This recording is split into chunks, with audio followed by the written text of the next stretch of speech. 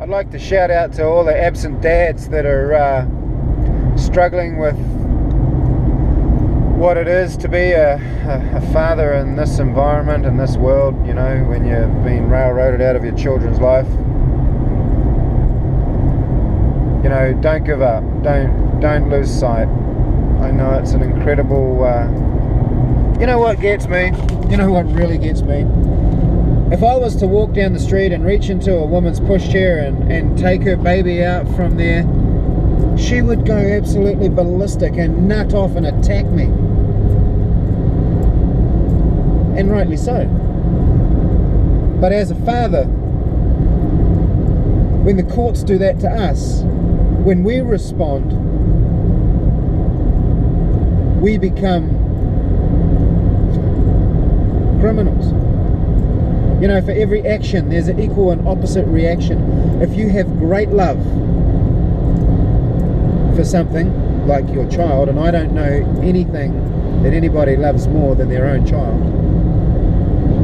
and then some autonomous power based on what some money man has been paid to imply, this power denies you your children and turns you into a criminal if you go close to them, then this power becomes the recipient of the equal and opposite of great love. Deny it if you will, but it exists. And what we have to do is find a way to dissipate that. I know what you want to do.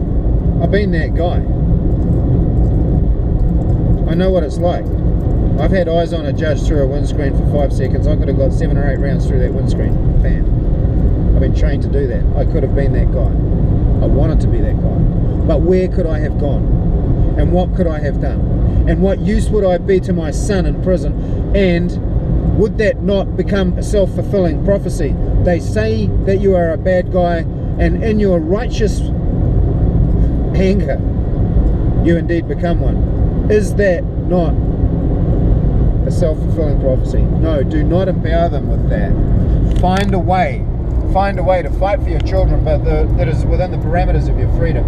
I used art, and I used the principle that you honor your mother and father, and I got my son back. I got a letter from the court saying he's mine. I got actually paid by the government to look after him, and the law actually recognized the validity of what I was trying to say, and has made life a lot easier for a lot of other fathers. So to all those dads struggling with this ridiculous, crazy grief that one gets when you are mourning living children, do not give up.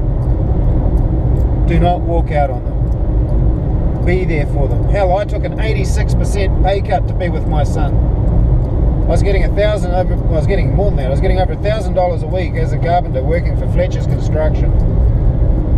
And I got reduced down to $135 a week on welfare to stay with my son, or to stay in the same town as my son. I had all my assets stripped off me. I was considered an activist. My community vilified me. My home was broken into repeatedly. I wasn't able to get employment because I wouldn't walk out on my son. But you have to do it. Your children don't care. They don't know. They haven't had the life experiences that we have. They don't know. Like, my son has left me for the Christmas holidays because his mother's got an internet connection. You know, it's like, God bless him. You know, and that's good because he can move back and forth between his mother and his father, and that's what it's about: honouring your mothers and fathers.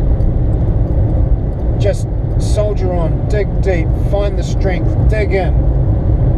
Do not yield, do not run away, do not leave your children, regardless of how your community vilify you, regardless of how they betray you, regardless of what they do to you, and regardless of the abuse you receive from the judiciary. Do not abandon your children, because they are the only source of pure unconditional love you will ever get from anything.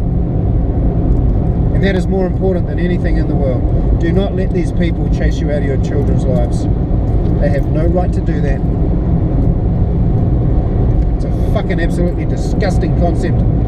to actually write into the annals of our country's management system. But stay strong, keep the faith. God loves you. Jesus gave his life so that you would find a better way to live. And it's true, it's there, it's for you. Do not let these Babylonians destroy the most beautiful thing you have ever found. God bless you, people.